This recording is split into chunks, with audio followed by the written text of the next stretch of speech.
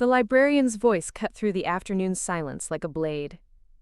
"Mrs. Thompson, you'll need to use the large print section from now on. Regular books are clearly too difficult for someone your age." She pointed toward the back corner, where oversized volumes sat like embarrassed giants, as if my failing eyesight was contagious. I clutched my reading glasses tighter, feeling the weight of every patron's stare. At 73, I had become a problem to be managed, shuffled away from the normal world into spaces designed for the broken. Before we jump back in, tell us where you're tuning in from, and if this story touches you, make sure you're subscribed, because tomorrow, I've saved something extra special for you. My name is Michelle Catherine Thompson, and I never thought I'd become invisible at 73. Not invisible in the way ghosts are, floating through walls and haunting old houses. Invisible in the way society makes you, when your body starts betraying you in small, undeniable ways. When your eyes require magnification and your hearing needs adjustment. When your movements become deliberate rather than swift. When people start speaking to you in that particular tone reserved for children and the elderly. I lived in Topeka, Kansas, in a modest 2-bedroom rental house on Fairlawn Road. The neighborhood was older, lined with mature oak trees that formed a canopy over cracked sidewalks. Most of the houses had been built in the 1960s, small brick ranches with single-car garages and postage stamp yards. It was the kind of place where people knew each other's business but minded their own, where porch lights stayed on until the last person came home. For 42 years, I had worked as a legal secretary at Crawford Mitchell & Associates downtown. I knew every filing system, every form, every procedural deadline by heart. My typing was fast, my organization meticulous, my memory for case details sharper than lawyers half my age. But when my macular degeneration began affecting my vision 3 years ago, everything changed. First came the larger computer monitors, then the magnifying glasses, then the comments about whether I might be more comfortable working part-time. The partners never said I was too old outright. They were too sophisticated for that, too aware of legal implications. Instead, they spoke in coded language about transitions and new directions and making room for fresh perspectives. They offered early retirement packages wrapped in generous language, suggesting I might enjoy having more time for hobbies and family. When I politely declined, explaining that I loved my work and needed the income, their smiles became tighter, their patience thinner. Dr. Stevens had explained my condition with clinical precision. Age-related macular degeneration, he said, pointing to charts that might as well have been written in ancient Greek. The central part of my vision would continue to deteriorate, though my peripheral sight would remain largely intact. I could still see, still read, still function, but I would need accommodations. Larger fonts, better lighting, magnification tools. None of this made me incompetent. But try explaining that to a world that equates perfect vision with perfect competence. The law firm's accommodations felt more like accommodations you'd make for a difficult houseguest. A larger monitor that everyone had to walk around. Special software that slowed down the computer system. Printed documents in fonts so large, they required twice as many pages, creating what my supervisor called unnecessary paper waste. Every adaptation I needed became evidence of my burden on the office ecosystem. My coworkers weren't cruel, exactly. They were the kind of polite that makes cruelty unnecessary. Jennifer, the office manager, started speaking to me more slowly, enunciating each word as if my hearing had failed along with my sight. David, one of the junior partners, began explaining basic legal procedures I had understood since before he passed the bar exam. Even Maria, the cleaning lady who had been my friend for 15 years, started asking if I needed help with tasks I had been doing independently. The worst part wasn't their assumptions about my capabilities. The worst part was how I began to internalize them. I found myself double-checking work I had once completed with confidence. Preparing and narrating this story took us a lot of time, so if you are enjoying it, subscribe to our channel. It means a lot to us. Now, back to the story. I hesitated before speaking up in meetings, wondering if my input would be dismissed as the confused rambling of someone past her prime. I started arriving earlier and staying later, trying to prove I could still pull my weight, but but every extra effort seemed to reinforce their belief that simple tasks were becoming monumental challenges for me. Outside of work, the adjustments were subtler but no less isolating. At the grocery store, cashiers would lean forward and speak loudly when they saw me squinting at price tags. At restaurants, servers would automatically bring reading glasses without being asked, assuming I had forgotten mine rather than considering that the lighting might be inadequate.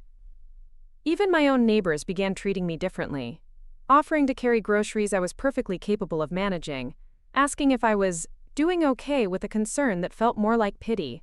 The library had always been my sanctuary. Every Saturday morning for 30 years, I would walk the 6 blocks from my house to the Topeka Public Library, browse the new fiction, check out 3 or 4 novels, and spend my weekends lost in other people's stories. Reading was my escape, my pleasure, my way of traveling to places I would never see and living lives I would never lead. The library staff knew me by name, saved books they thought I might enjoy, and never made me feel like anything other than a valued patron. That changed when Mrs. Henderson, the head librarian, noticed me holding books closer to my face and using the magnifying glass I had started carrying in my purse. At first, her suggestions were gentle. "Michelle, you might find the large print section more comfortable." When I continued browsing the regular stacks, her recommendations became more insistent. "Mrs. Thompson, I really think you'd be happier with books designed for your situation. My situation." As if needing larger fonts was a medical condition rather than a simple preference. As if the size of the text somehow determined the quality of the story inside. The large print section occupied a corner of the library that felt like a nursing home reading room. The books were arranged on lower shelves for easy reach, with padded chairs that suggested readers might need extra support. The selection was limited and dated, heavy on romance novels from the 1980s, and mysteries featuring elderly protagonists who solved crimes between doctor appointments and bridge games. It wasn't that I had anything against large print books themselves, but being directed there felt like being assigned to the children's table at a family dinner. I tried to continue browsing the regular fiction section, but Mrs. Henderson's interventions became more frequent and more public. She would appear beside me with helpful suggestions about audiobooks and large print alternatives, her voice carrying across the library like an announcement of my inadequacy. Other patrons would glance over with expressions of sympathy that made my cheeks burn.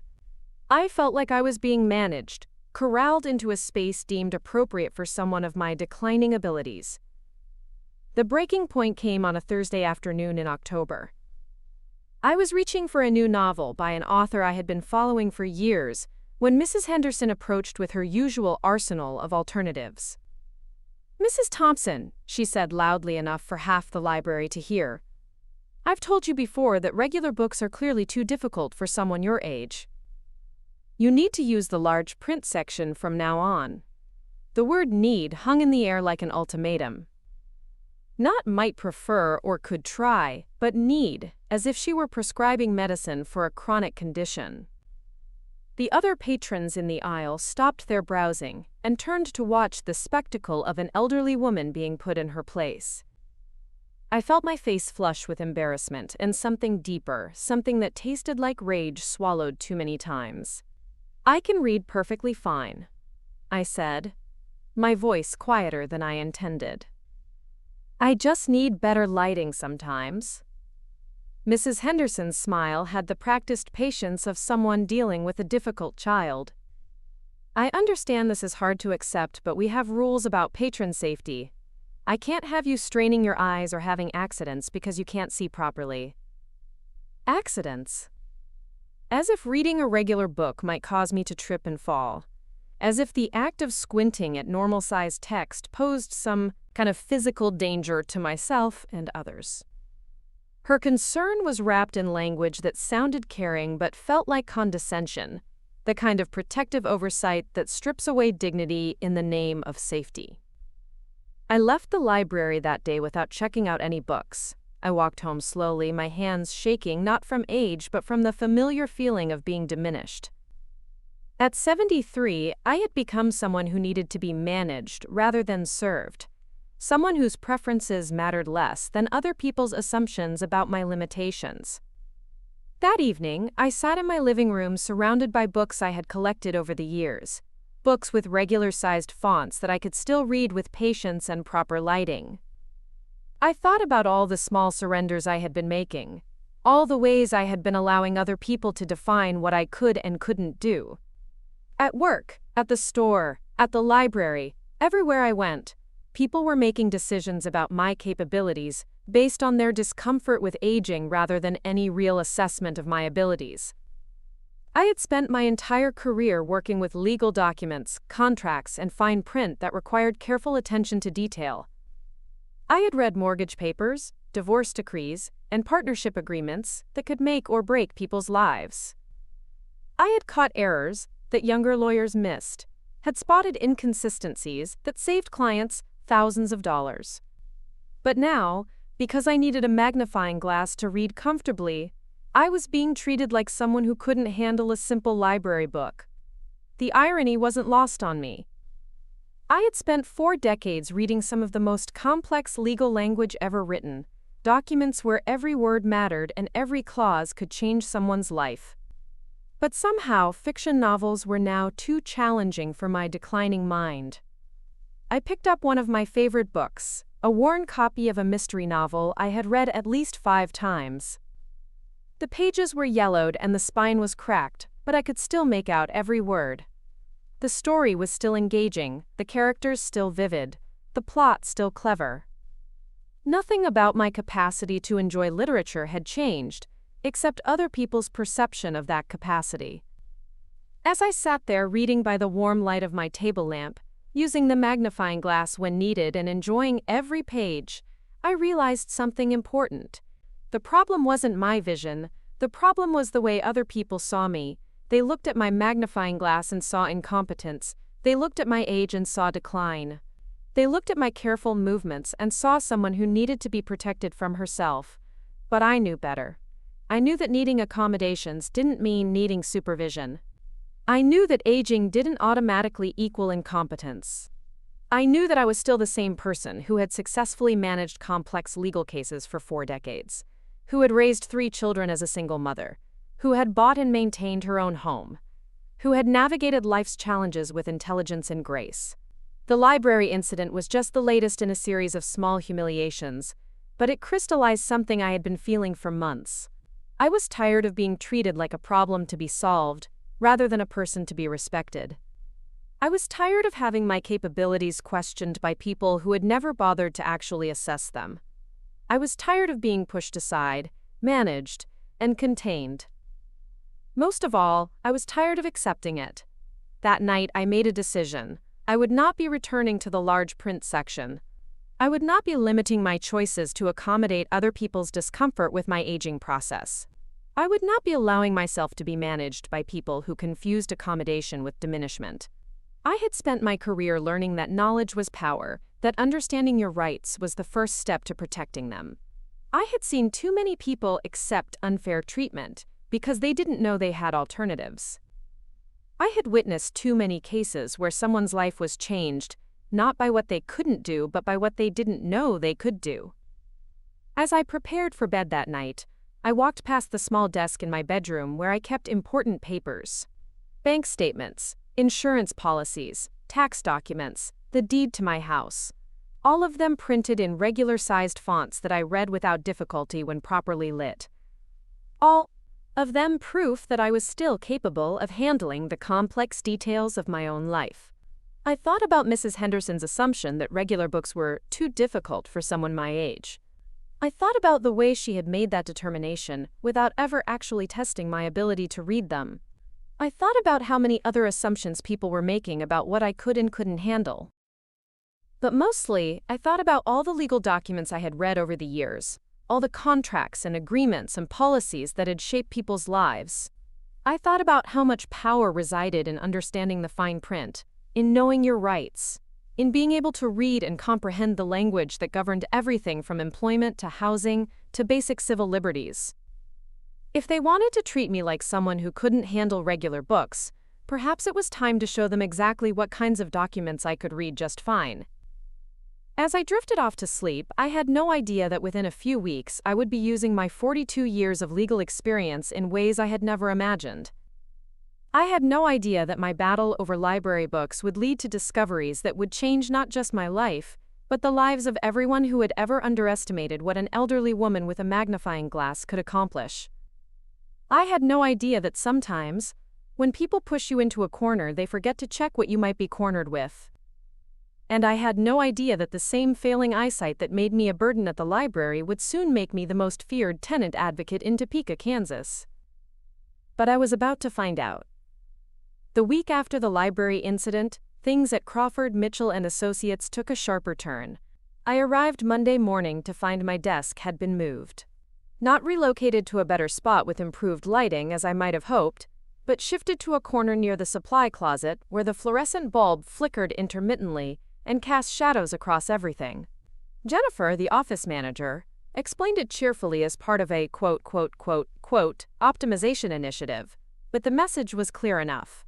I was being tucked away where my accommodations wouldn't inconvenience anyone else. "We thought you'd appreciate the quieter location," she said, her voice carrying that particular tone people use when they're explaining why something unpleasant is actually good for you. "Less foot traffic, fewer distractions. Perfect for someone who needs to concentrate."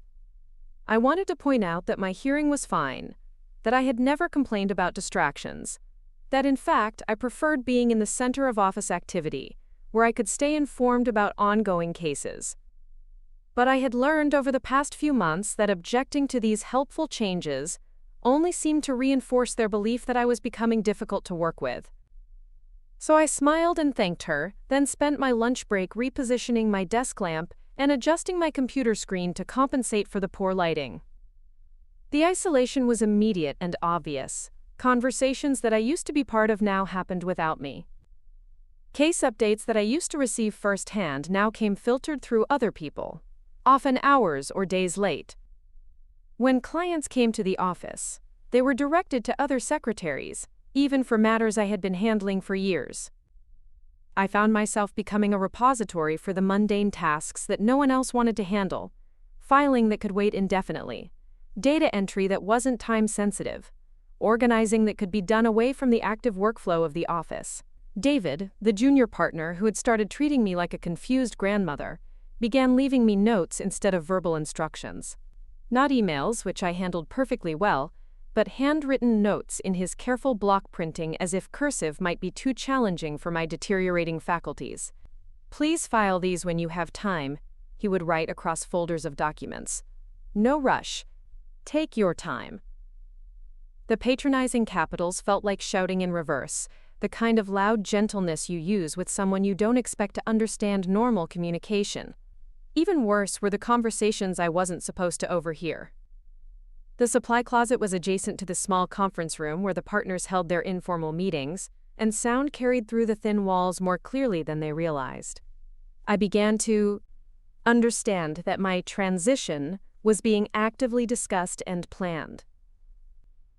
"She's obviously struggling," I heard Jennifer say during what sounded like a casual coffee break discussion. "Yesterday I caught her using that magnifying glass to read the phone directory. It's painful to watch."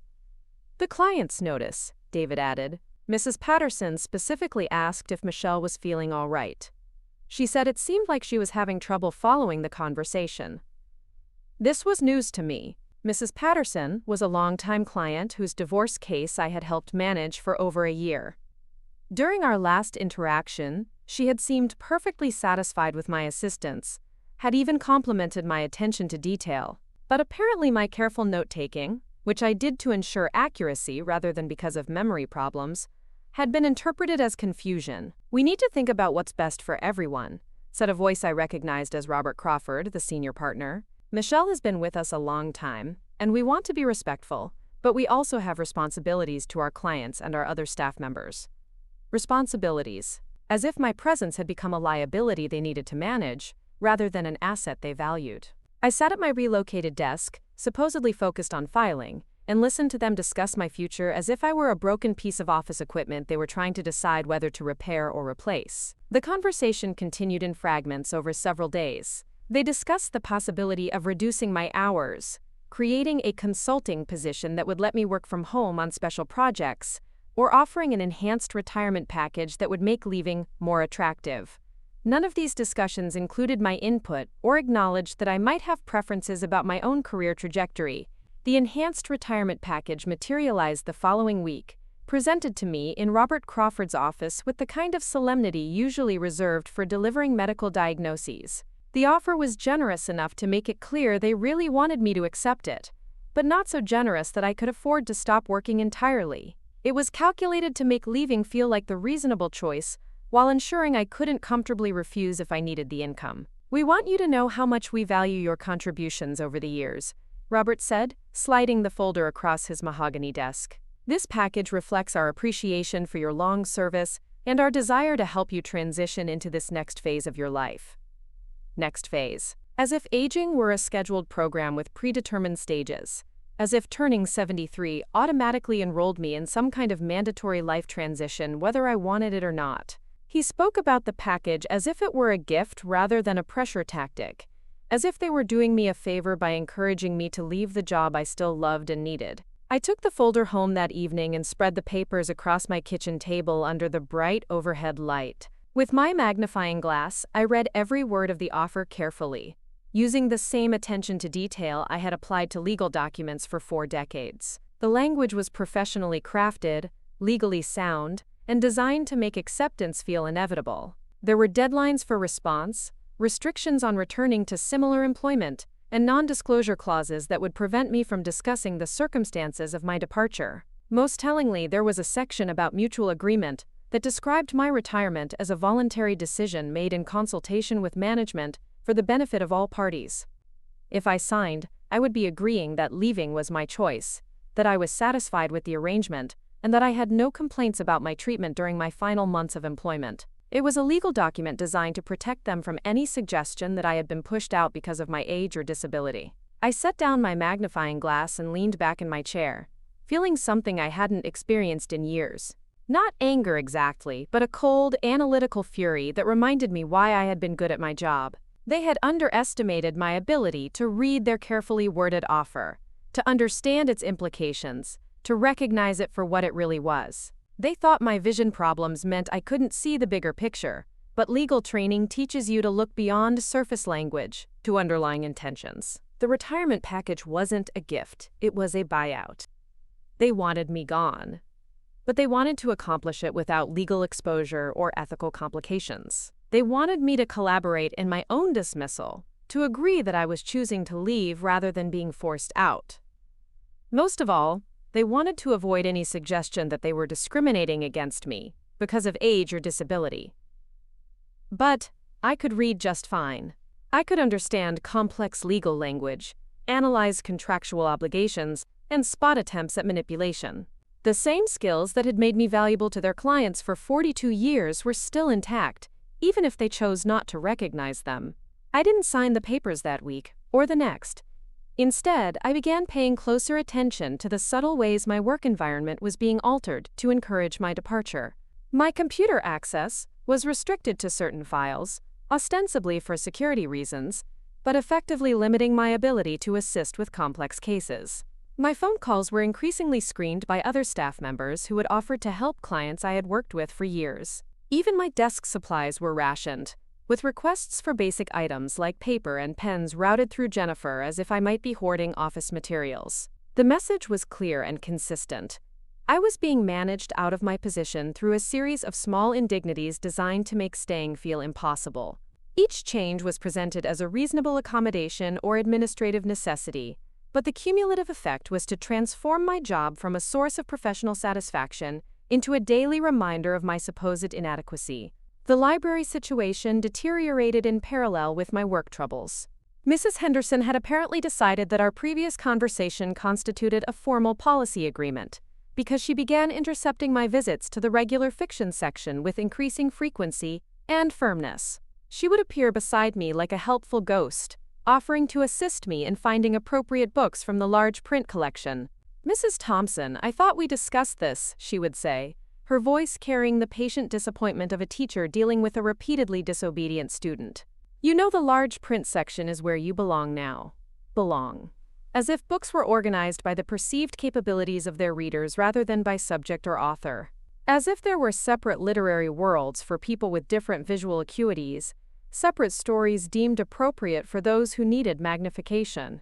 Other patrons began to notice the pattern of these interventions, and their reactions ranged from sympathetic glances to obvious discomfort at witnessing someone being publicly corrected. I started to recognize the regular library visitors who would quickly look away when Mrs. Henderson approached me, embarrassed to be witnessing what felt like a parent disciplining a child in public. The large print section itself became a source of particular frustration. The selection was limited and seemed to assume that age-related vision changes automatically correlated with conservative reading preferences. The mysteries featured elderly protagonists whose primary concerns were medical appointments and family drama. The romances were gentle affairs with minimal conflict and maximum reassurance. The literary fiction was sparse and dated, as if complex themes might be too challenging for readers who needed larger fonts. I tried browsing other sections of the library, but Mrs. Henderson's vigilance made even simple activities feel like acts of rebellion. Looking at travel books became an exercise in stealth, trying to examine photography and maps before being redirected to large print guides to senior-friendly vacation destinations. Browsing the biography section required constant awareness of her location to avoid another lecture about appropriate reading choices. The situation reached a particular low point on a rainy Tuesday afternoon when I was trying to find a cookbook that my neighbor had recommended. I was crouched beside the cookbook section, using my magnifying glass to read the spine labels, when Mrs. Henderson appeared with her usual arsenal of helpful corrections. "Mrs. Thompson, you're going to hurt yourself crawling around on the floor like that," she announced loudly enough to attract attention from several nearby patrons. "Let me find you something more suitable from our large print cookbook collection." I wasn't crawling. I was simply bending down to read the lower shelves, something I had done thousands of times over 30 years of library visits. But her description made it sound like I was engaged in dangerous physical activity that posed a risk to myself and others. The other patrons turned to look, and I saw in their faces the kind of concern people show when witnessing someone doing something potentially harmful to themselves. "I'm fine," I said quietly, straightening up with the cookbook I had been seeking. "I found what I was looking for." "I really think you'd be more comfortable with our large print options," she persisted, moving to block my path toward the checkout desk. "We have some lovely simple recipes that would be perfect for someone in your situation." Simple recipes. As if my vision problems had somehow affected my ability to understand cooking instructions. As if needing magnification meant I could only handle the most basic culinary tasks. I had been cooking elaborate meals for 50 years, had hosted dinner parties for my late husband's law colleagues, had managed holiday meals for extended family gatherings. But apparently, according to Mrs. Henderson's assessment, I now required simple recipes, designed for people with diminished capabilities. I checked out the cookbook I had originally sought, but the interaction left me feeling depleted in a way that went beyond simple embarrassment.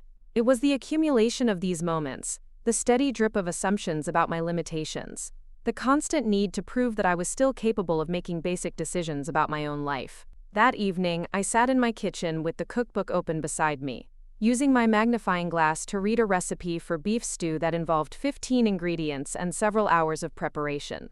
Nothing simple about it, nothing that required special accommodations beyond adequate lighting and occasional magnification. I was perfectly capable of following complex instructions, managing multiple cooking processes, and creating the kind of meal I had been making for decades. But I was beginning to understand that capability wasn't really the issue. The issue was other people's comfort with aging, their need to categorize and manage people who didn't fit their expectations of what 73 should look like. They wanted me to accept limitations that would make my aging process easier for them to understand and contain. I started keeping a small notebook where I recorded these interactions, not because I planned to file complaints, but because I wanted to document the pattern for my own clarity. The dates, the locations, the specific language people used when they decided what I could and couldn't handle. I wrote down Mrs. Henderson's exact words about someone in my situation, and David's block-printed notes, with their assumption that normal communication was too complex for me. Reading through these notes, I began to see how systematic the process was. At work, at the library, at the grocery store where cashiers automatically assumed I needed help reading price tags. There was a consistent pattern of people making decisions about my capabilities based on visible signs of aging rather than actual assessment of my abilities. The most infuriating part was how reasonable each individual interaction seemed in isolation. Mrs. Henderson was trying to be helpful. Jennifer was accommodating my needs. David was being considerate of my limitations. But collectively, they were constructing a version of me that bore little resemblance to who I actually was, or what I was actually capable of doing. I was still the same person who had successfully managed complex legal cases, who had raised 3 children as a single mother after my husband died, who had bought and maintained my own home, who had navigated decades of life challenges with intelligence and determination. But somehow, the need for a magnifying glass and better lighting had transformed me into someone who required constant supervision and simplified choices. The breaking point came during my annual performance review at the law firm. I had been expecting the conversation to focus on the retirement package, but Robert Crawford surprised me by presenting what he called a modified position description that would better accommodate my changing needs. The new position would involve exclusively administrative tasks, no direct client contact, reduced hours, and simplified responsibilities. I would be assigned to what he described as back-end support, helping with filing, data entry, and basic document preparation. No complex cases, no client interaction, no tasks that required what he termed high-level cognitive processing. We want to find a way for you to continue contributing while working within your current capabilities, he explained, his tone suggesting this was a generous accommodation rather than a dramatic demotion. This position would let you work in a more supportive role without the pressure and complexity that seemed to be causing you stress. Stress, as if my careful attention to detail were a symptom of anxiety rather than professionalism. As if my requests for better lighting were signs of distress rather than reasonable accommodations.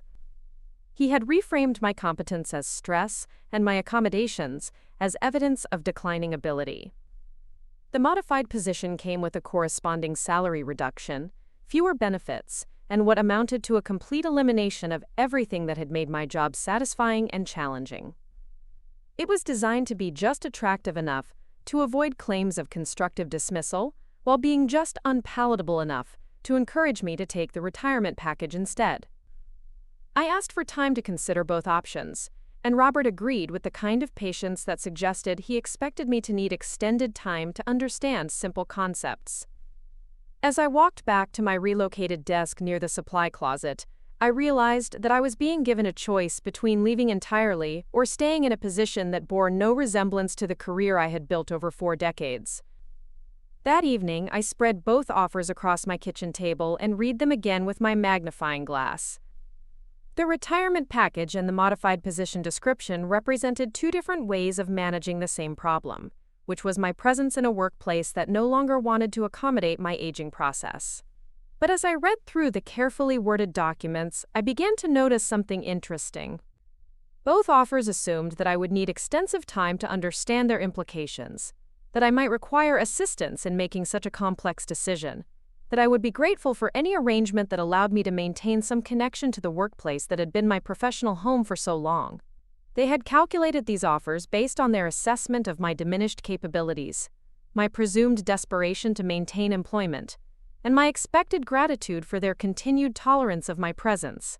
They had crafted legal documents designed to protect themselves while offering me choices that weren't really choices at all. But they had made one crucial miscalculation. They had forgotten that I knew how to read legal documents.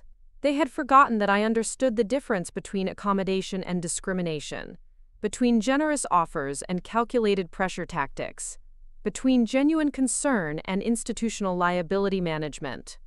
Most importantly, they had forgotten that I had spent 42 years learning how to spot unfair contracts, how to identify coercive language, and how to recognize when someone was trying to use legal documentation to manipulate outcomes that served their interests rather than their stated beneficiaries. As I sat in my well-lit kitchen, using my magnifying glass to examine every clause and condition, I realized that my supposed visual limitations had blinded them to something far more significant.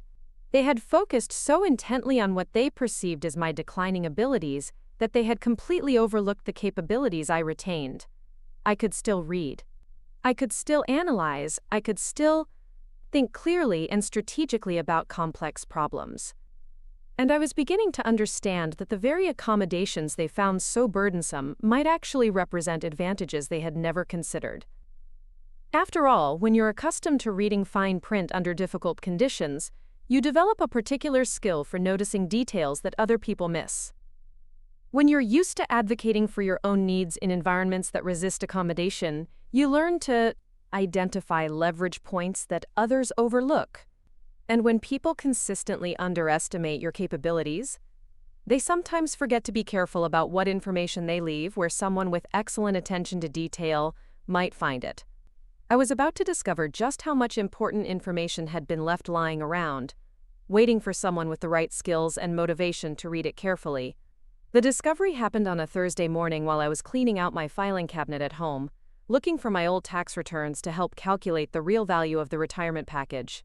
I had always been meticulous about keeping records, a habit formed during my decades of legal work, where missing documents could derail entire cases.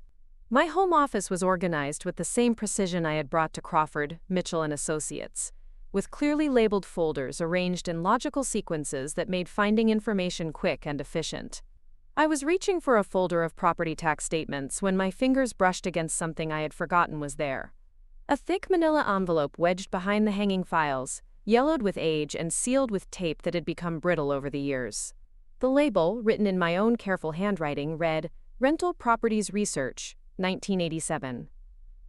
I stared at it for a moment, trying to remember what it contained. The memory came back slowly. In 1987, shortly after my husband died and I was trying to figure out how to manage financially as a single mother, I had briefly considered investing in rental property as a way to supplement my income. I had spent weeks researching the market, visiting properties, and collecting information about potential investments. Ultimately, I had decided the risk was too great for someone in my position, but I had kept all the documentation because that was simply what I did with important papers. I opened the envelope carefully, releasing the musty smell of old paper and forgotten possibilities. Inside were property listings, newspaper clippings about the rental market, notes from real estate agents, and copies of public records I had requested to research various properties. At the bottom of the stack was a thick document I had completely forgotten about, a comprehensive report on rental housing violations and tenant rights that I had commissioned from a private investigator. The report had cost me $300, which was significant money for me in 1987, but I had wanted to understand the legal landscape before making any investment decisions. I had never actually read it thoroughly because I had decided against the investment before the report was completed, but I had paid for it and filed it away with my typical thoroughness. Now, 36 years later, I found myself reading it with my magnifying glass under the bright LED desk lamp I had installed to accommodate my vision changes. The investigator had been thorough, documenting patterns of housing violations across Topeka's rental properties, identifying landlords who repeatedly ignored maintenance requirements, and mapping the systemic failures of city enforcement. What caught my attention immediately was a section about elderly tenants being systematically pushed out of their housing through discriminatory practices. The report detailed cases where landlords had used various tactics to encourage older renters to move, from refusing reasonable modifications to creating hostile living environments that made staying untenable. According to the investigator, these practices were widespread, but rarely prosecuted, because elderly tenants often lacked the resources or knowledge to fight back effectively. The section on enforcement was particularly revealing. The city's housing inspection department was apparently understaffed and reactive rather than proactive, responding to complaints rather than conducting systematic reviews of rental properties. Landlords who owned multiple properties could violate housing codes for years without consequences, especially if their tenants were elderly, disabled, or otherwise unlikely to file formal complaints. But what really grabbed my attention was an appendix listing property ownership records for major rental companies in Topeka. The investigator had included detailed information about corporate structures, shell companies, and the actual individuals behind various property management firms. It was the kind of thorough documentation that revealed the hidden networks of ownership and control in the local rental market. I ran my finger down the list of companies, using my magnifying glass to read the small print, when I saw something that made me sit back in my chair. Fairlawn Management Corporation, listed as the owner of multiple properties in my neighborhood, was described as a subsidiary of Crawford Development Holdings. The name Crawford jumped out at me immediately, though it took a moment for the implications to register fully.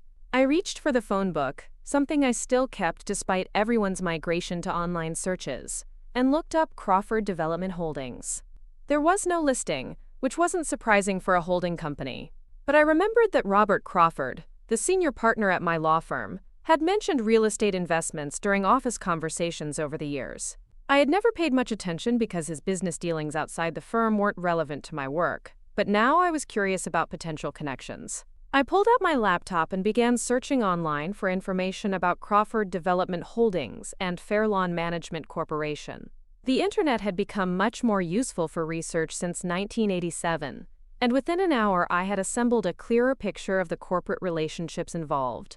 Crawford Development Holdings was indeed owned by Robert Crawford, and Fairlawn Management Corporation was one of several property management companies under the Crawford umbrella.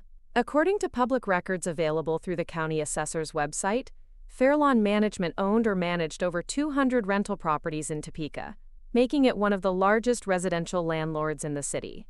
The properties ranged from single-family homes to small apartment complexes, concentrated primarily in older neighborhoods where housing was affordable for seniors, young families, and people with limited incomes. What was more interesting was the pattern of complaints against Fairlawn Management properties.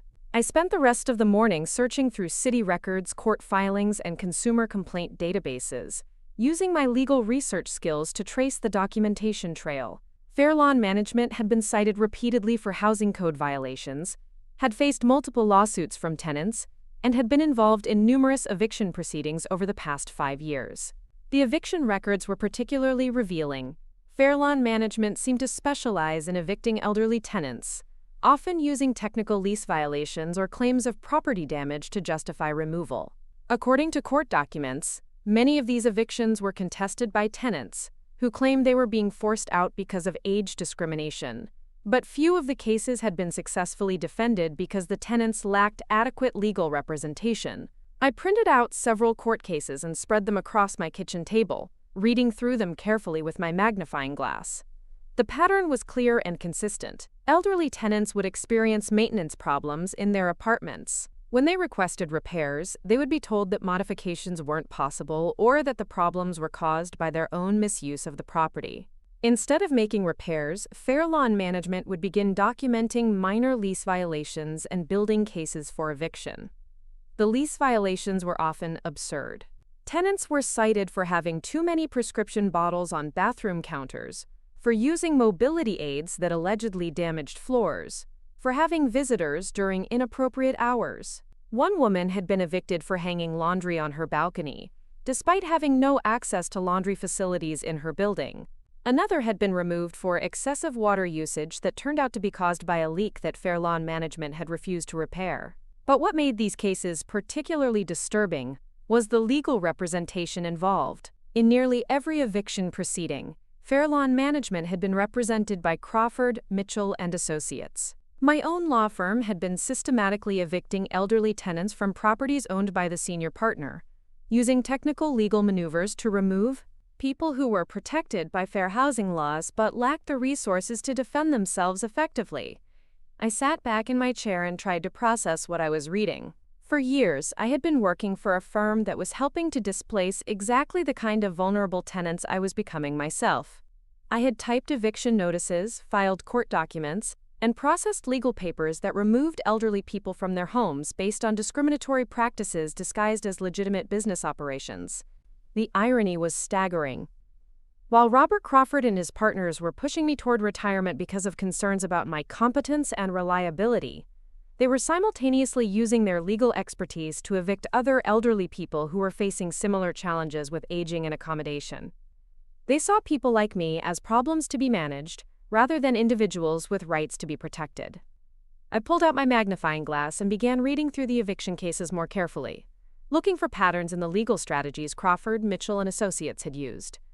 What I found was a sophisticated system of documentation, designed to create legal justification for removing tenants who were difficult to accommodate. The firm had developed template language for lease violations, standardized procedures for documenting property damage, and efficient processes for converting maintenance complaints into grounds for eviction. Most disturbing was the way they had weaponized reasonable accommodation requests. When elderly tenants asked for modifications like grab bars in bathrooms or ramps for mobility aids, these requests were often characterized as evidence that the tenants were no longer suitable for independent living. Instead of providing accommodations, Fairlawn management would document these requests as proof that tenants needed a, quote, higher level of care that couldn't be provided in standard rental housing. I thought about my own situation, how my requests for better lighting and accommodations at work had been reframed as evidence of my declining capabilities rather than simple workplace modifications. The same logic was being applied to elderly tenants who needed minor modifications to age safely in their homes. Their accommodation needs were being used against them as justification for removal rather than as guidance for providing appropriate support. But what really caught my attention was a case from just 6 months ago involving an elderly woman named Dorothy Martinez, who lived in one of Fairlawn Management's properties on Huntoon Street, less than 2 miles from my house. According to court documents, Mrs. Martinez had been evicted for disturbing other tenants after she had repeatedly complained about a broken heater in her apartment. Fairlawn Management claimed she was harassing the maintenance staff and creating a hostile environment for other residents. I read through Mrs. Martinez's case file with growing recognition. Her story was remarkably similar to my own experience at the library and law firm. She had been characterized as difficult and demanding when she advocated for basic services. Her persistence in requesting repairs had been reframed as harassment. Her age and health issues had been used to suggest that she was no longer capable of maintaining appropriate tenant relationships. Mrs. Martinez had represented herself in court because she couldn't afford legal representation, and the eviction had been granted based on Crawford, Mitchell and Associates' documentation of her, quote, pattern of disruptive behavior. She had been forced to move to a more expensive apartment in a less convenient location, and her attempts to appeal the eviction had been dismissed. I put down the court documents and walked to my window, looking out at the quiet street where I had lived for 15 years. I had always felt secure in my rental house, had always assumed that as long as I paid my rent on time and maintained the property appropriately, I would be able to stay as long as I needed. But now I was seeing a different reality, one where elderly tenants were viewed as liabilities to be managed, rather than residents with rights to be protected. The connection between my workplace troubles and the housing discrimination I was reading about was becoming impossible to ignore. The same attitudes that were pushing me toward retirement were being used to displace elderly tenants from their homes. The same legal strategies that were being applied to manage me out of my job were being used to evict people whose only crime was aging in place. I returned to my computer and began researching Fairlawn Management's current properties, using the county assessor's database to identify addresses and property details. What I found was a vast network of rental properties concentrated in older neighborhoods, precisely the areas where aging residents were most likely to need accommodations and least likely to have resources for legal challenges. I cross-referenced the property addresses with recent court filings and found that Fairlawn Management was currently pursuing evictions against at least 12 elderly tenants across Topeka. The cases all followed similar patterns: maintenance complaints that were ignored, accommodation requests that were denied, minor lease violations that were documented and amplified, and eventual eviction proceedings that characterized the tenants as problematic rather than the conditions as inadequate. But as I read through these cases, I began to notice something that the other defendants had probably missed. The legal documentation was sloppy. Crawford, Mitchell and Associates had been handling so many of these evictions that they had started using template language and standardized procedures that didn't always match the specific circumstances of individual cases. They were cutting corners, copying language from previous cases, and making assumptions about judges' willingness to approve evictions without careful review. In several cases, the firm had filed documents that contained factual errors, timeline inconsistencies, and legal claims that weren't properly supported by evidence. They had apparently become so confident in their ability to steamroll elderly defendants who lacked legal representation that they had grown careless about the quality of their legal work. This was a significant vulnerability, and I was probably the only person in a position to recognize it. My 4 decades of legal experience had taught me to spot exactly these kinds of errors and inconsistencies. My familiarity with Crawford Mitchell and Associates' standard procedures gave me insight into their shortcuts and assumptions. Most importantly, my recent experience of being pushed aside because of my age gave me personal understanding of the discrimination these tenants were facing. I spent the rest of the afternoon researching legal precedents for housing discrimination cases, fair housing enforcement procedures, and tenant rights protections. Kansas had stronger tenant protection laws than many states, but enforcement was inconsistent, and many elderly tenants weren't aware of their rights or resources for defending them. What became clear was that someone with legal knowledge and personal motivation could potentially challenge these evictions effectively, especially if they understood the systemic patterns and could document the discriminatory practices involved. The individual cases might seem isolated, but taken together they represented a clear pattern of age discrimination disguised as property management. As evening approached, I sat at my kitchen table surrounded by printed court documents, property records, and legal research, feeling something I hadn't experienced in months. Not anger, exactly, but a sense of purpose that had been missing from my life since the accommodations at work and library had begun making me feel like a problem to be solved, rather than a person with valuable capabilities. I had stumbled onto something significant, a systematic pattern of discrimination that was affecting vulnerable people throughout my community. I had the legal knowledge to understand the implications, the research skills to document the evidence, and the personal motivation to care about the outcomes. Most importantly, I had something that Crawford Mitchell and Associates didn't expect me to have: the ability to read their own legal work carefully enough to spot their mistakes.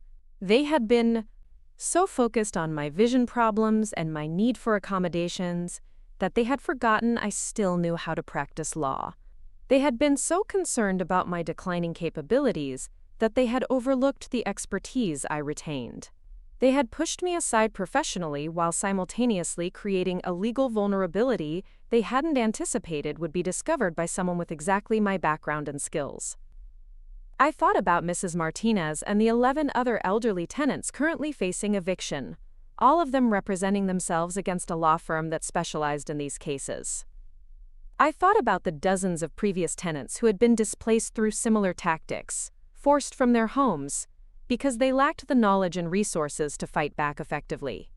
But mostly, I thought about the fact that I was in a unique position to change this pattern. I had the legal training, the inside knowledge of Crawford Mitchell and Associates methods, and the personal understanding of what it felt like to be dismissed and managed because of age-related changes. For the first time in months, I felt like I knew exactly what I needed to do. And for the first time since my vision problems had begun, I was grateful for the accommodations that had forced me to pay such careful attention to fine print. Because when you're accustomed to reading legal documents with a magnifying glass under perfect lighting, you develop the habit of noticing details that other people miss. And sometimes, those details can change everything. I started with Dorothy Martinez. Her case was the most recent, and the documentation was still accessible through the court's online filing system. I printed every document, every motion, every piece of correspondence, and spread them across my dining room table under my brightest lamp. With my magnifying glass, I began the painstaking process of reading through Crawford Mitchell and Associates' legal work with the kind of attention to detail that had made me valuable to them for 4 decades. What I found was even worse than I had expected. The eviction notice contained 3 factual errors about Mrs. Martinez's lease terms, including the wrong move-in date and incorrect rent amount. The property damage assessment cited flooring issues that predated her tenancy by at least 2 years, according to maintenance records that had been carelessly included in the filing. Most damaging of all, the harassment allegations were based on maintenance requests that fell well within the normal parameters of tenant-landlord communication. I had typed similar documents for years, and I knew that Robert Crawford would never have allowed such sloppy work to leave the office under normal circumstances. But these weren't normal circumstances. These were elderly tenants who were expected to represent themselves, judges who were accustomed to rubber-stamping evictions against vulnerable defendants, and a legal process that had become routine rather than rigorous. The carelessness was systematic. David, the junior partner who had been treating me like a confused grandmother, had apparently applied the same condescending assumptions to his legal work. He had filed cookie-cutter motions that didn't address the specific circumstances of Mrs. Martinez's case, had used template language that contradicted the evidence, and had made legal arguments that wouldn't withstand scrutiny from competent opposition. I spent 3 days documenting every error, every inconsistency, every legal shortcut that Crawford, Mitchell, and Associates had taken in Mrs. Martinez's case. Then I began researching the procedural options for challenging a completed eviction. Kansas law provided several mechanisms for appealing evictions based on procedural errors or new evidence, but the deadlines were tight, and the requirements were complex. Mrs. Martinez had 30 days from the eviction judgment to file an appeal, but that deadline had passed 6 months ago. However, there was a provision for challenging evictions based on fraud or misrepresentation, and the evidence of factual errors in Crawford, Mitchell, and Associates filing might qualify. More importantly, there was a mechanism for filing complaints with the Kansas Housing Authority about discriminatory practices, which could trigger investigations and potential sanctions. I decided to start with a formal complaint to the Housing Authority, documenting the pattern of age discrimination and the legal errors in Mrs. Martinez's case. But first, I needed to contact Mrs. Martinez herself to get her permission and gather additional information about her experience. Finding her new address took some detective work. I used the forwarding information from the eviction judgment and cross-referenced it with utility connection records that were available through public databases. Mrs. Martinez was now living in a senior housing complex on the south side of town, in a one-bedroom apartment that cost significantly more than her previous rent. I called her on a Tuesday morning, introducing myself carefully and explaining that I was a legal secretary who had discovered irregularities in her eviction case. Mrs. Martinez was initially suspicious, which was understandable given what she had been through, but when I began describing specific details of her case that only someone with access to legal files would know, she agreed to meet with me. We met at a coffee shop near her new apartment, and I brought copies of all the documents I had analyzed. Mrs. Martinez was a small, dignified woman in her late 70s who carried herself with the careful posture of someone who had learned not to take up too much space. When I showed her the errors in the legal filing, her reaction was immediate and intense. "They lied," she said quietly, running her finger along the incorrect lease terms. "They said I was behind on rent, but I had never missed a payment. They said I damaged the floors, but those stains were there when I moved in. I told the judge, but he wouldn't listen. I explained the appeal options and the complaint procedures, but I could see the exhaustion in her eyes.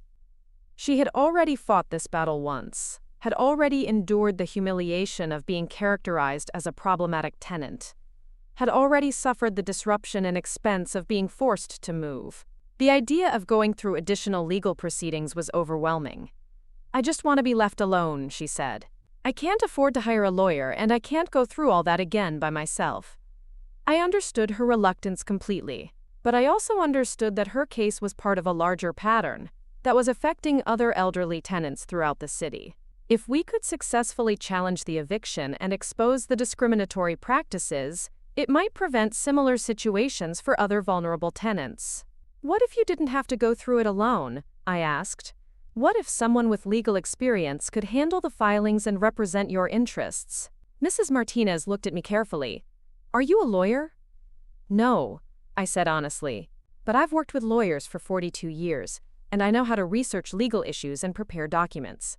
More importantly, I know how Crawford, Mitchell, and Associates operates, and I know where they've made mistakes." I spent the next hour explaining the discrimination complaint process and the potential for challenging the eviction based on procedural errors. Mrs. Martinez listened carefully, asking thoughtful questions that demonstrated she was far from the confused elderly woman that Crawford, Mitchell, and Associates had characterized in their legal filing. By the end of our conversation, she had agreed to let me help her file a discrimination complaint with the Housing Authority and explore options for challenging the eviction. She also provided me with additional documentation she had kept, including photographs of the pre-existing floor damage and copies of her rent payment records that contradicted the claims in the eviction filing. Over the next week, I prepared a comprehensive complaint that detailed the factual errors in Mrs. Martinez's eviction, documented the pattern of discrimination against elderly tenants, and identified the systemic failures in the legal process that had allowed these violations to continue. I used my legal training to craft arguments that were technically sound and procedurally correct, and I used my insider knowledge of Crawford, Mitchell & Associates to identify vulnerabilities in their standard practices. The complaint was 15 pages long, single-spaced, with 43 exhibits documenting everything from property ownership records to comparative eviction statistics. I had written it in the clear, precise language that I had learned during my decades of legal work, and I had structured it using the logical progression that made complex arguments accessible to administrative reviewers. Filing the complaint required multiple trips to different government offices, each with different procedures and requirements. At the Housing Authority, I was directed to 3 different departments before finding someone who could accept discrimination complaints. At the county courthouse, I had to explain repeatedly that I was filing on behalf of Mrs. Martinez with her written authorization. The bureaucratic obstacles were clearly designed to discourage complaints, particularly from elderly or disabled individuals who might have difficulty navigating complex procedures. But my legal experience had taught me how to persist through administrative roadblocks, and my recent experience of being dismissed because of age gave me additional motivation to push through the inconveniences. The most challenging part was dealing with the assumption that I couldn't handle the complexity of legal filing. At every office, clerks would automatically direct me toward simplified forms or suggest that I might need assistance understanding the requirements. When I presented detailed, professionally prepared documents, the reaction was often surprise, followed by increased scrutiny, as if they needed to verify that I had actually produced the work myself. 2 weeks after filing the complaint, I received a call from an investigator at the Housing Authority who wanted to schedule an interview with Mrs. Martinez and me. The investigator, a woman named Patricia Wong, sounded professional but skeptical when she explained that discrimination complaints against major property management companies were difficult to prove and rarely resulted in significant sanctions. These cases usually come down to he said, she said situations, she warned me during our phone conversation. Property managers are sophisticated about documentation, and elderly tenants often have difficulty presenting coherent narratives about their experiences. I could hear the assumptions in her voice, the expectation that Mrs. Martinez and I would be just another case of confused elderly people making unfounded allegations against competent business operators. But I also heard something else: surprise at the quality of the complaint I had filed, and curiosity about the evidence I had assembled. The interview was scheduled for the following Tuesday at the Housing Authority offices downtown. I spent the weekend preparing additional documentation and coaching Mrs. Martinez on the types of questions she was likely to face. I also researched Patricia Wong's background and found that she had a strong record of pursuing housing discrimination cases when the evidence was compelling. On Tuesday morning, Mrs. Martinez and I arrived at the Housing Authority with 2 large folders of documentation and a clear presentation strategy. Patricia Wong was a serious woman in her 40s who took detailed notes and asked pointed questions about every aspect of Mrs. Martinez's experience with Fairlawn management. What became clear during the interview was that Patricia Wong was not expecting the level of preparation and documentation we had brought. She was used to discrimination complaints that were emotional but lacking in legal substance, cases where elderly tenants could describe unfair treatment but couldn't provide the kind of evidence that would hold up under scrutiny. Our complaint was different. We had property records showing the pre-existing damage that had been attributed to Mrs. Martinez. We had bank records proving timely rent payments that contradicted the eviction filing. We had comparative data showing that Fairlawn management evicted elderly tenants at rates significantly higher than other demographic groups. Most importantly, we had line-by-line analysis of the legal errors in Crawford, Mitchell & Associates' work. Patricia Wong spent over an hour reviewing our documentation, frequently pausing to take notes or ask clarifying questions. When she finished, she leaned back in her chair and studied us with an expression I couldn't quite read. "This is not what I was expecting," she said finally. "Most discrimination complaints are long on allegations and short on evidence. Your complaint reads like it was prepared by an attorney. explained my background in legal work and my familiarity with the parties involved. Patricia Wong listened carefully, and I could see her mental assessment of our case shifting as she understood the resources and expertise behind our allegations. You realize that if we investigate this complaint, it's going to create significant problems for some very prominent people, she said. Crawford, Mitchell & Associates is one of the most respected law firms in Topeka. Robert Crawford serves on the City Planning Commission and has connections throughout the legal community. I met her gaze steadily. That's exactly why this investigation is necessary. Prominent people with connections are the ones most likely to believe they can discriminate with impunity. Patricia Wong made several phone calls over the next week, and each conversation revealed additional problems with Fairlawn Management's practices. Other elderly tenants had filed complaints that had been dismissed or ignored. Maintenance supervisors had documented patterns of delayed repairs in units occupied by older residents. Even some city inspectors had noticed problems, but had been reluctant to pursue enforcement against such a large property owner. By the end of the month, the Housing Authority had opened a formal investigation into Fairlawn Management's practices, and Patricia Wong had contacted the State Attorney General's office about potential civil rights violations.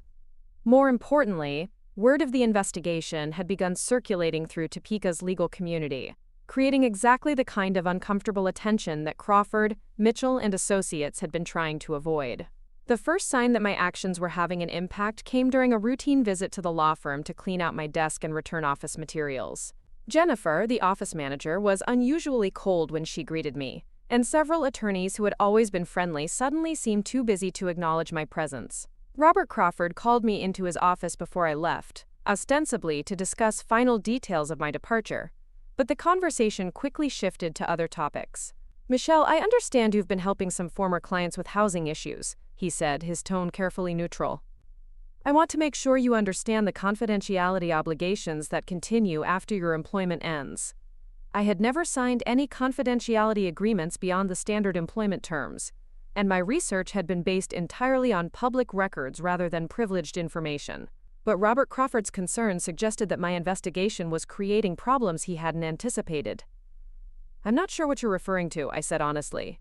"I've been helping a neighbor understand some legal documents, but everything I've done has been based on publicly available information." Robert Crawford studied me for a long moment, and I could see him trying to assess how much I knew and how much damage I might be capable of causing.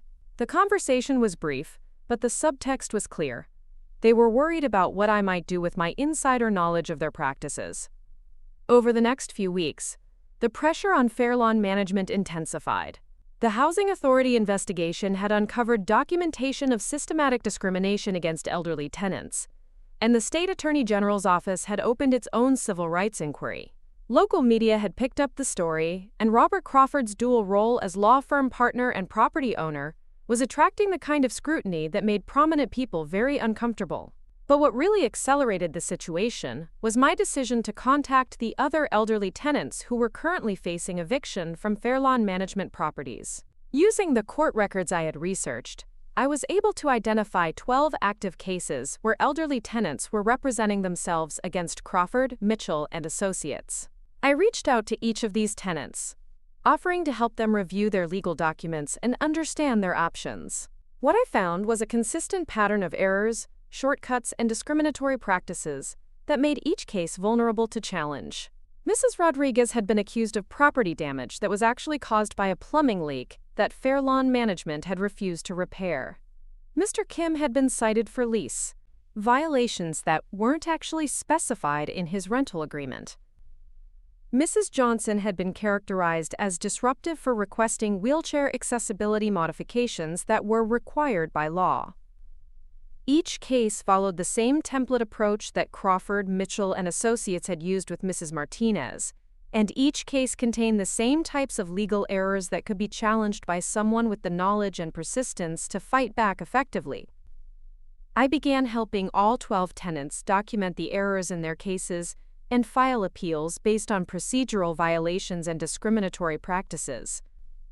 I prepared legal briefs, organized evidence, and coached elderly tenants on presenting their cases effectively. Most importantly, I used my insider knowledge of Crawford, Mitchell & Associates methods to anticipate their strategies and counter their arguments. The law firm was suddenly facing organized opposition from defendants they had expected to steamroll. Instead of confused elderly people representing themselves, they were confronting coordinated legal challenges backed by thorough research and professional quality documentation. Within 6 weeks, 7 of the 12 eviction cases had been dismissed or suspended pending investigation. 3 others had been resolved through settlements that allowed the tenants to remain in their homes with guaranteed protections against future discrimination. Only 2 cases remained active, and both were now being handled by different attorneys after Crawford, Mitchell & Associates withdrew from representation, citing conflicts of interest. The impact on Robert Crawford's business empire was swift and significant. The Housing Authority investigation had resulted in sanctions against Fairlawn management and requirements for extensive policy changes. The Attorney General's inquiry had expanded to include other Crawford Development Holdings properties, creating legal exposure that threatened his entire real estate portfolio. Most damaging was the media attention.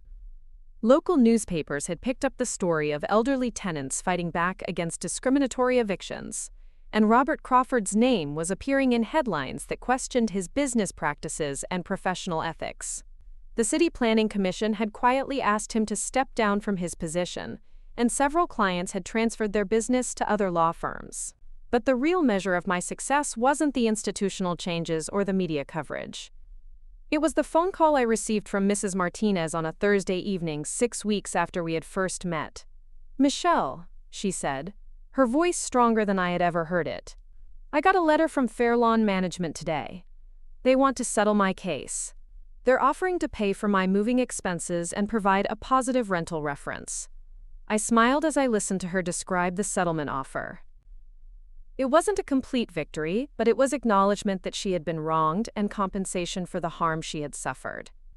More importantly, it was proof that elderly tenants didn't have to accept discriminatory treatment as an inevitable part of aging. "What do you think I should do?" she asked. "I think you should make the decision that feels right for you," I said. "But I also think you should know that you've helped change things for other people who are facing the same situation." As I hung up the phone, I realized that something fundamental had shifted in my own life as well.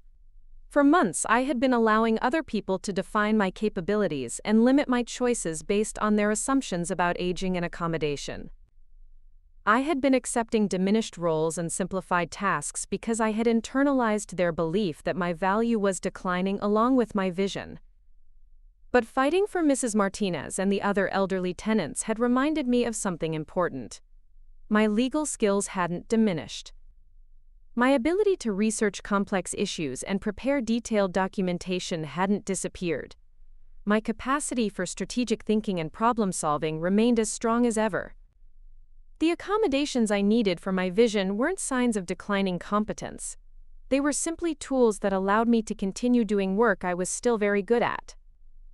And when I applied those skills to problems that mattered, when I used my knowledge to help people who needed advocacy, I was still capable of making a significant difference. I had spent 42 years learning how to read fine print, how to spot legal errors, how to build compelling arguments from complex evidence.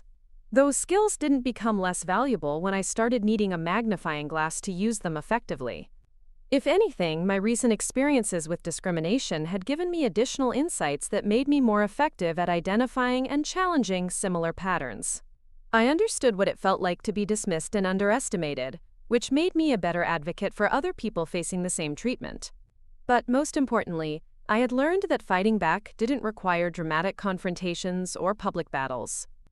Sometimes the most effective resistance was quiet, methodical, and based on simply doing the work that needed to be done with the skills that you actually possessed, rather than the limitations that other people assumed you had. I was still the same person who had successfully managed complex legal cases for 4 decades. I still had the same training, the same experience, the same commitment to justice that had guided my career. The only thing that had changed was my willingness to let other people define what I was capable of accomplishing.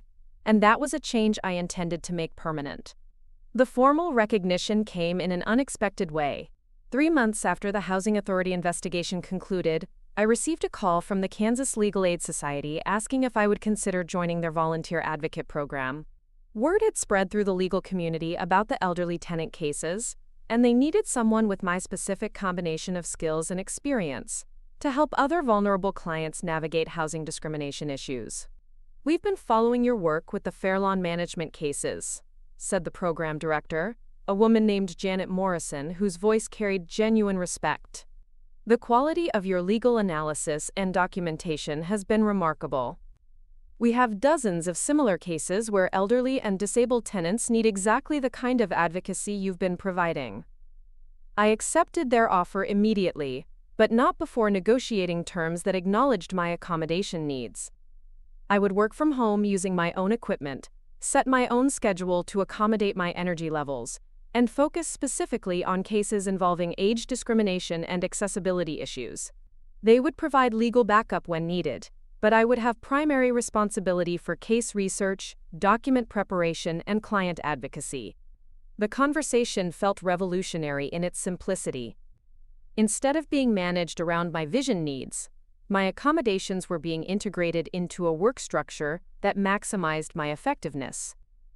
Instead of being pushed toward retirement because of aging-related changes, I was being recruited specifically because my combination of legal expertise and personal experience with discrimination made me uniquely valuable. My first official case through legal aid involved an 80-year-old man named Frank Henderson, who was being evicted from his apartment because he had installed grab bars in his bathroom without written permission from his landlord. The landlord claimed the installation had damaged the walls and violated his lease terms, despite the fact that grab bars were clearly reasonable accommodations under federal housing law. Frank's situation was complicated by his limited English and his unfamiliarity with legal procedures, but the underlying discrimination was obvious to anyone with experience in housing law. His landlord was using technical lease violations to avoid providing accommodations that were legally required, betting that Frank wouldn't understand his rights or have resources to defend them. I met Frank at his apartment on a Wednesday morning, bringing my standard toolkit of magnifying glass, portable lamp, and legal forms. His apartment was immaculate despite his mobility challenges, and the grab bars he had installed were professionally mounted and clearly necessary for his safety. The alleged wall damage was minimal and easily repairable, certainly not grounds for eviction under normal circumstances. "They say I am troublemaker," Frank told me in his careful English, showing me the eviction notice with its dense legal language and tight deadlines. "They say I break rules, but I only try to be safe." I spent 2 hours documenting the condition of his apartment, photographing the grab bars and the minor screw holes that constituted the claimed damage. I also reviewed his lease carefully, noting that it contained standard language about tenant modifications, but nothing that explicitly prohibited safety equipment or reasonable accommodations. Frank's case was straightforward legally, but required immediate action because the eviction hearing was scheduled for the following week. I prepared a response that detailed his rights under the Fair Housing Act, documented the reasonable nature of his accommodations, and challenged the landlord's characterization of necessary safety equipment as property damage. But what made Frank's case particularly satisfying was the opportunity to use the precedents I had established with the Fairlawn management cases. The Housing Authority's findings about systematic discrimination against elderly tenants had created legal framework that strengthened individual cases like Frank's. The media attention around those cases had also made judges more aware of age discrimination issues in housing. Frank's eviction was dismissed at the hearing, and his landlord was ordered to allow the grab bars to remain and to refrain from retaliatory actions. More importantly, the judge used the opportunity to remind all parties that reasonable accommodations for elderly and disabled tenants were legal requirements, not tenant favors that could be denied at landlord discretion. After the hearing, Frank shook my hand with both of his eyes bright with tears of relief and gratitude. "You save my home," he said simply. "You make them listen." But I knew that what I had really done was demonstrate that elderly people didn't have to accept discrimination silently, that legal advocacy was available, and that knowledge of the law could level playing fields that seemed hopelessly tilted against vulnerable populations. Over the following months, I took on 15 more cases through legal aid. each one building on the expertise and precedents I had developed. I helped elderly tenants challenge discriminatory lease terms, fight illegal evictions, and secure necessary accommodations. I developed template documents and standard procedures that other advocates could use. Most importantly, I began training other elderly people to recognize their rights and advocate for themselves effectively. The training sessions became a natural extension of my legal work. I started holding monthly workshops at senior centers throughout Topeka, teaching elderly residents how to read lease agreements, understand their housing rights, and document discrimination when it occurred. I called the program Fine Print and Fair Treatment, a name that acknowledged both the complexity of legal documents and the basic justice that everyone deserved. The workshops were consistently oversubscribed, with attendance ranging from 20 to 50 people depending on the venue. I brought my magnifying glass and portable lighting to every session, using my own accommodations to demonstrate that vision changes didn't prevent anyone from understanding complex legal concepts. I created large print handouts and spoke clearly and slowly, not because I assumed my audience needed simplified information, but because I wanted to ensure that everyone could access the content regardless of their individual needs. What surprised me was how hungry people were for this information, and how capable they were of understanding sophisticated legal concepts when they were presented clearly and respectfully. The elderly residents who attended my workshops weren't confused or incapable. They were simply lacking information and resources that had been systematically withheld from them by systems that profited from their ignorance. During one workshop, a woman named Betty Collins raised her hand to ask about lease renewal policies. "My landlord says my rent is going up 40% next year because I'm a higher insurance risk now that I'm older," she said. "Is that legal?" I explained that age-based rent increases were potentially discriminatory and walked through the process for challenging such practices. But what struck me was how many other participants nodded in recognition, indicating they had faced similar situations. These weren't isolated incidents. They were systematic practices that targeted elderly tenants because landlords assumed they wouldn't fight back. By the end of my first year with legal aid, I had successfully resolved 23 housing discrimination cases and trained over 300 elderly residents in housing rights advocacy. The workshops had evolved into a peer support network where participants shared information, provided mutual assistance, and coordinated responses to common problems.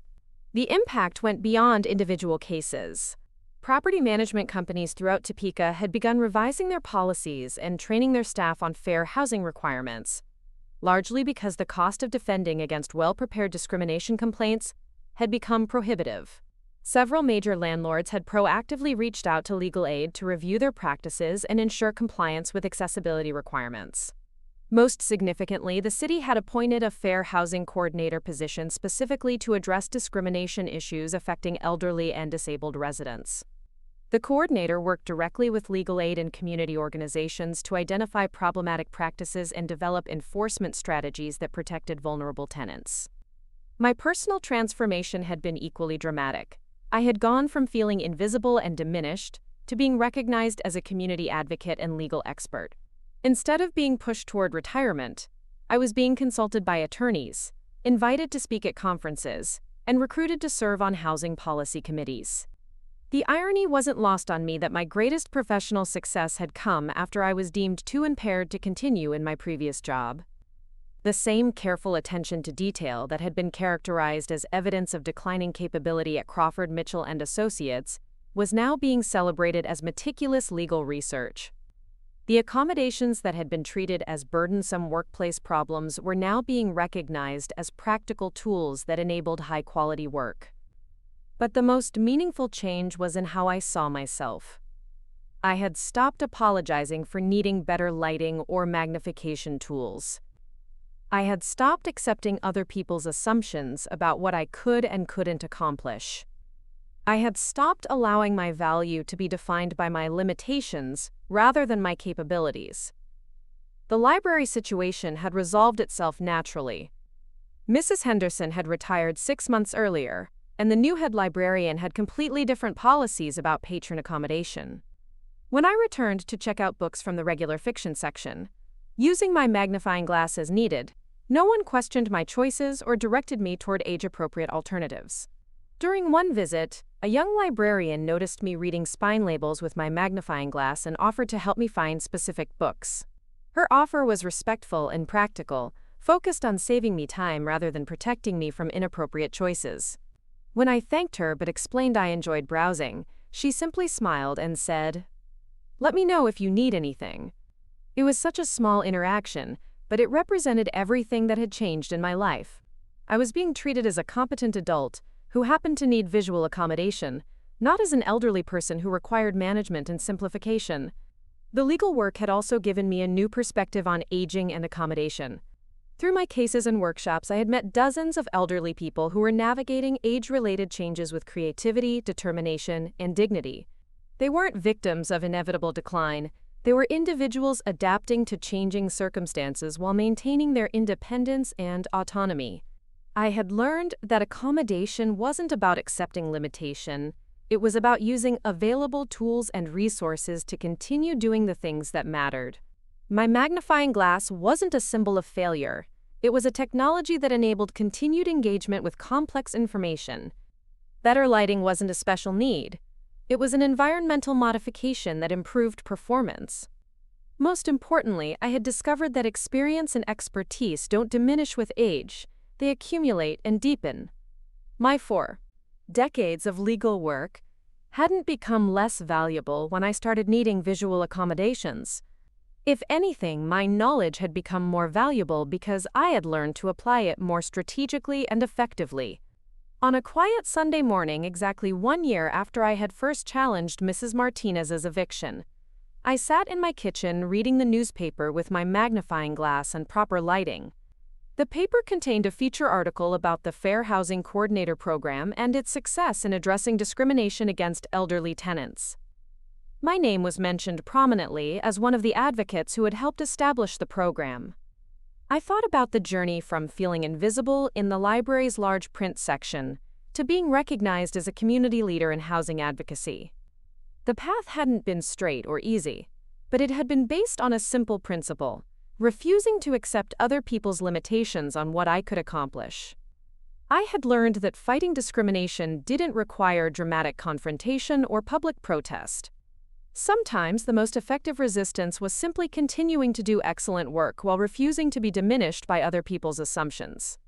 Sometimes justice was achieved through careful documentation, strategic legal challenges, and persistent advocacy rather than through anger or outrage. But mostly I had learned that aging didn't mean becoming less capable.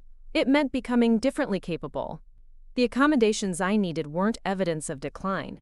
They were tools that enabled continued contribution. The experience I had accumulated wasn't outdated knowledge. It was valuable expertise that could be applied to new challenges and changing circumstances. As I finished reading the newspaper and prepared for another week of legal advocacy work, I reflected on something that would have seemed impossible a year earlier. I was 74 years old, using a magnifying glass to read documents and working more effectively than I had in years. I was helping vulnerable people fight discrimination, training others to advocate for themselves, and contributing to policy changes that would protect future generations of elderly residents. I had become exactly the person I had always been, but without apology or limitation. I was Michelle Catherine Thompson, legal advocate, community educator, and expert in housing discrimination law. I happened to need visual accommodations to do my work, but those accommodations were simply part of my professional toolkit, no different from a lawyer's law library or a doctor's stethoscope. The large print books had led to large print eviction papers, but not in the way Mrs. Henderson had intended. She had tried to limit my choices to materials deemed appropriate for my diminished capabilities. Instead, I had used my unchanged capabilities to read legal documents that changed other people's lives for the better. I had learned to see my accommodations as sources of strength, rather than admissions of weakness. And in doing so, I had discovered that the most powerful tool for fighting discrimination wasn't anger or resentment. It was simply the refusal to be anything less than exactly who you are, with whatever tools you need to be that person effectively. That was a lesson worth reading in any size print. Up next, you've got 2 more standout stories right on your screen. If this one hit the mark, you won't want to pass these up. Just click and check them out.